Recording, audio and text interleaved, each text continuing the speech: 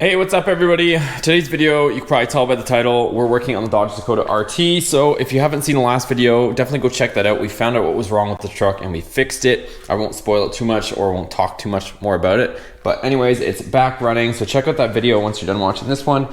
And you guys can get caught up to speed if you're just tuning in. So if I don't hit my head on the hood, I'll show you guys what we have to fix now. So I also mentioned this in the last video.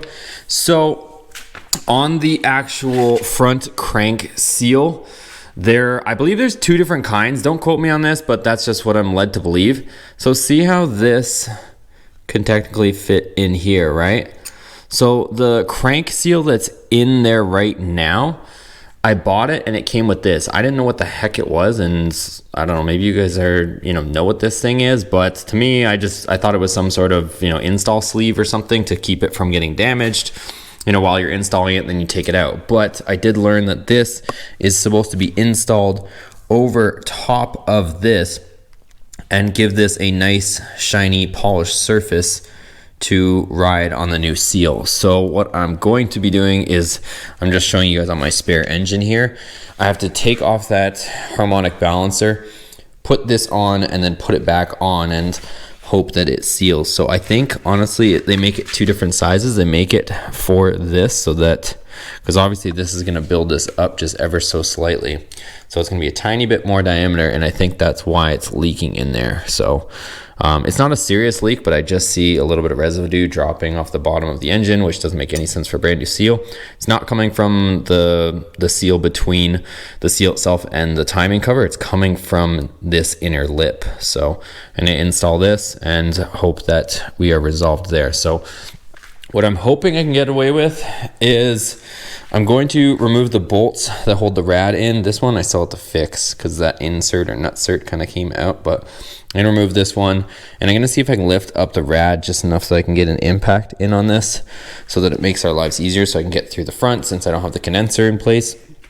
And then I can put in the puller and take that off. So let me mess with some stuff, and that's what we got to do. I got to do that, take that off and put this on, and then hopefully we can get this thing running today. My goal is to fix this first so that this is done and over with, and then we'll load up the new tune from Flying Ryan Performance with the HP Tuners, and we'll get another step closer to where we want to be. So let's get this done first. All right guys, so I ended up just lifting up the rad enough that I can get in with the gun. And I'm gonna go ahead and throw that on there, and we'll take that pulley off.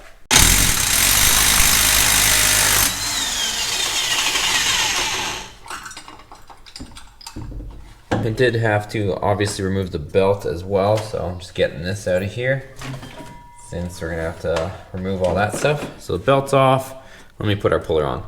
So I've got this puller on here. It's actually made for steering wheels, but same sort of thing. So it's a 3 mount. And I have the bolt back in there, so we're not gonna mess up any of the threads, and we'll go ahead and just use the puller to pull it off. So she's moving, guys. Since we had this recently off, it's not a huge pain. The only thing is I prefer to use the bolt to press on, and sometimes you run out of space, so it's the only thing to keep in mind. But she's coming off. We might just have to back the bolt out a little bit more now that we got it moving, because I think it pretty much ran out right there. I don't think that washer comes off, but I'll double check in a second. Okay, so the washer does come off, so I'm just gonna put the bolt straight on there, no washer, so that it can actually go inside there as well. So there it is off, and you can see the bolt's still in there, so let's take this off and see what's up. Okay, so I'll show you guys my pulley setup, or puller setup I should say, just so you guys understand what I'm doing. So you remove the bolts that hold the pulley on, and then you put these in, and then you push it out with that. So you can see this one now looking at it, and again, I'm new to this, guys, so don't hate me, but I'm new to this whole messing with the bottom end of stuff. So you can see mine has a couple little grooves in it, which is most likely probably why I was getting a tiny bit of seepage right there. So the seal's brand new. I don't think the seal is compromised, honestly. I would be pretty shocked. I just took a quick look at it. It looks fine. I think it's just the fact that there's these grooves and it can't seal past that groove. So you don't know where this groove lines up relative to what was on there. Actually, this pulley is off of here. Or I keep saying pulley, but the harmonic balancer that goes into the crank And this one was off of there, but the rubber on the harmonic balancer is better on this one. So I decided to use this one because this one was all cracked and dried out. So I just figured this one would be better, but you know, maybe this one has a better groove. I don't know. Anyways, let me go ahead and put that sleeve over top. We'll tap it down and then we can put this thing back on. So this, we got to try and tap on this, which I don't think is gonna be any fun task because this thing seems extremely tight.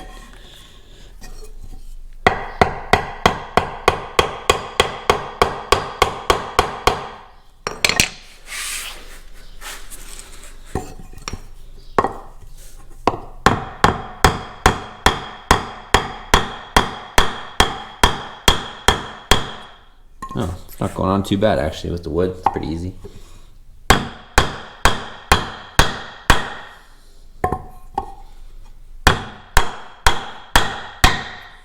I think that might be it. A couple more little taps, but I think that's it, you guys.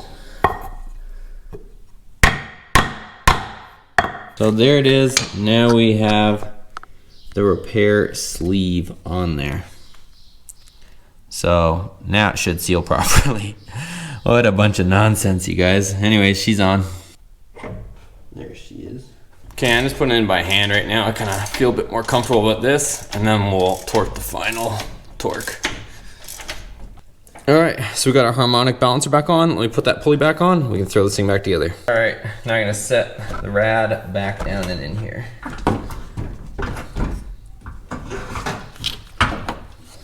Okay, first things first, just since this thing has been absolutely possessed, we'll just make sure that it starts still.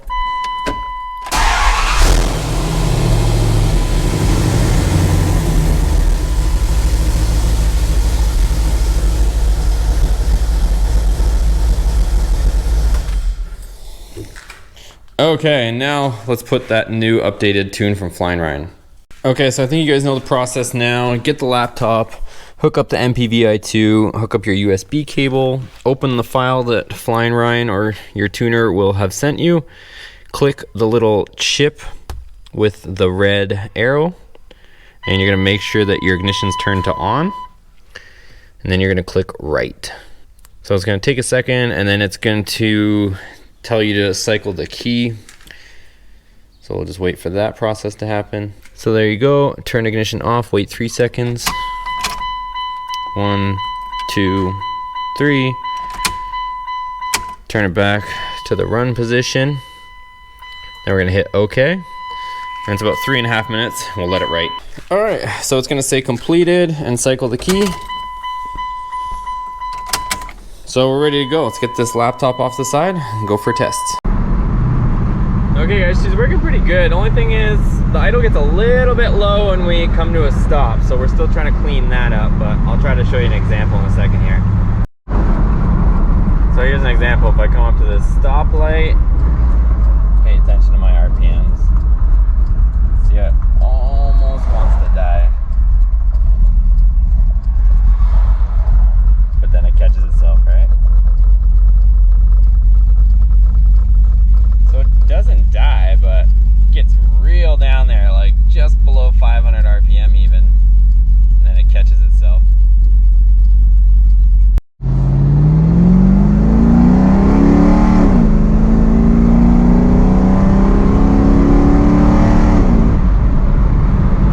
I gotta adjust the throttle valve a little bit.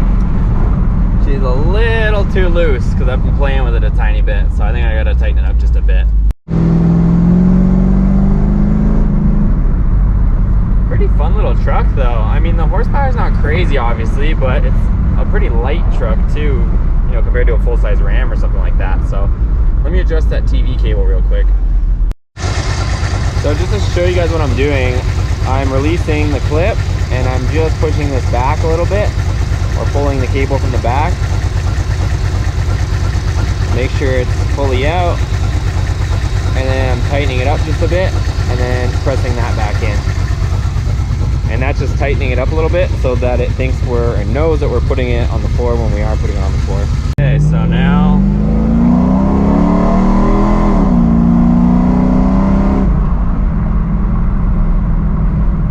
might need a little bit tighter, but we'll let it self-adjust a little bit and get accommodated with it. Try it again here. She shifted at 45. Might still need to be a bit tighter.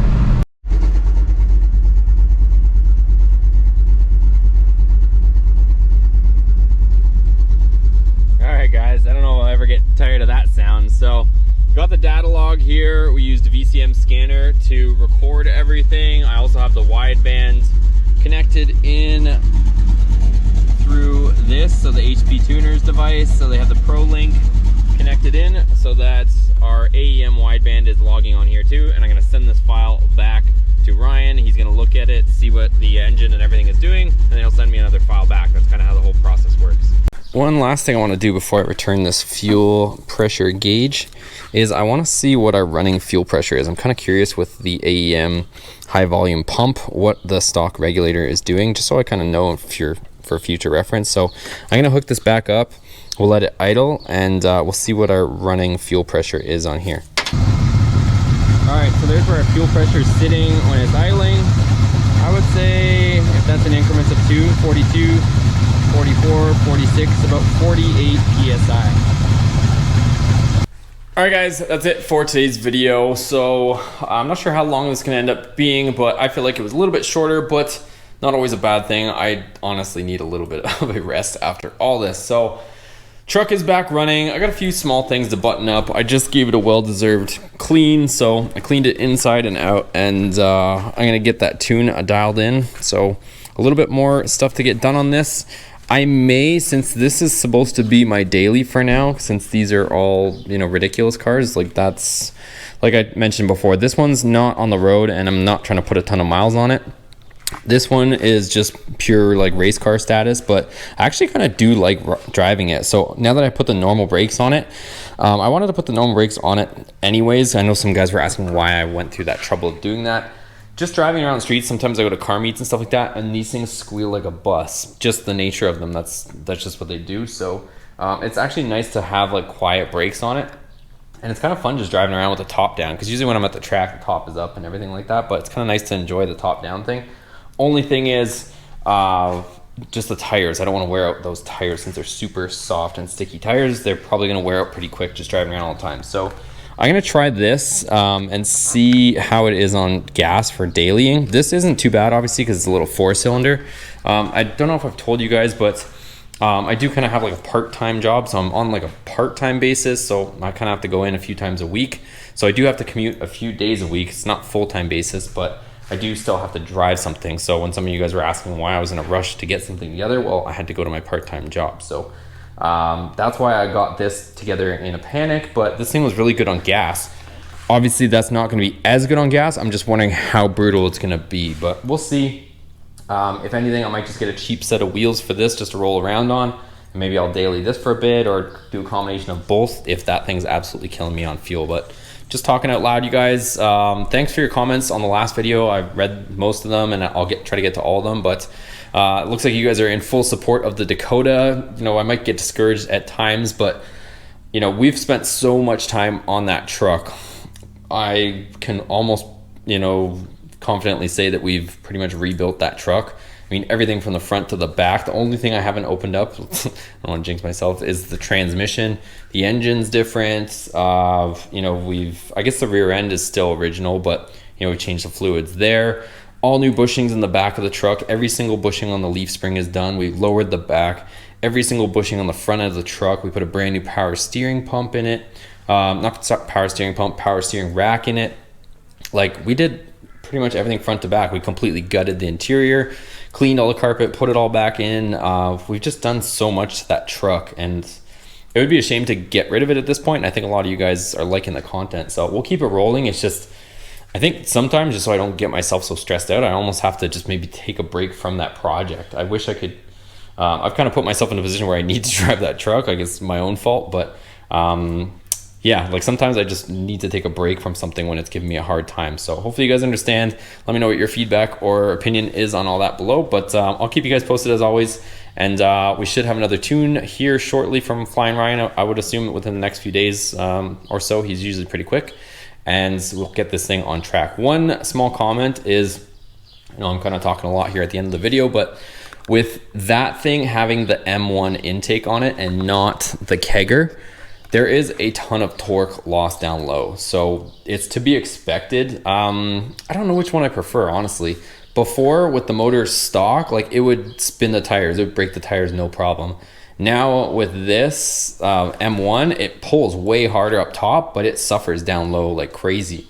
One of the reasons why we went with the M1, because once we finally put the supercharger back on it, it'll make up for that lost torque down low to some degree. But I don't know, I kind of like that tire shredding torque that the kegger had, surprisingly. I know there's some kegger mods, but I don't know, we'll see what happens.